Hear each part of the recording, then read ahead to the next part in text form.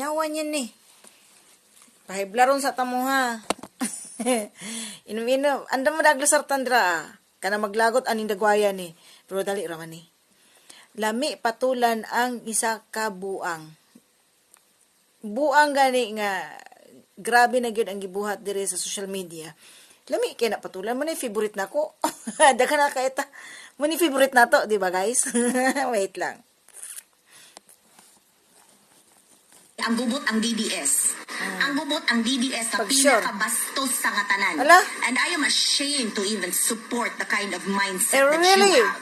I am ashamed to even be called and labeled the same as you. Manamingon siya ko, guay, di siya ko DDS, bahala. Pag-sure ha. Pag-sure. Kami pod.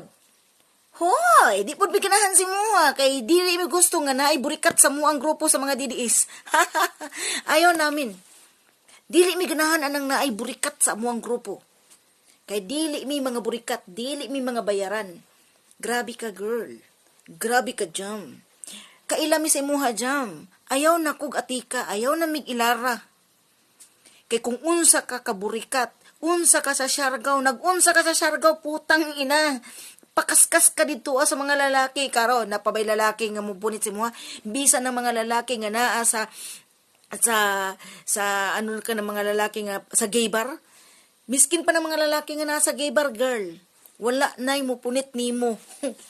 Oh, mo nay akong nahibalaan ha. Mo nay akong nahibalaan. Unsay ingon niya? Wala nay mo punit nga lalaki didto sa imuha bisan sa gay bar. Di na mangipansin nun sa gay bar gani o unsa. Ha? O sige. Asa akong igagaw karon to sa Vietnam. Oh. Mo na napabay mo pansin si mga bakla? Wala na. O kung buto na unan, kaya mga bakla, gani, grabe naman gina ko. Magwarla-warli, warlu-warlo. Magwarlo-warlo, naman gina mga bakla, magwarla-warla. Anay pakialam.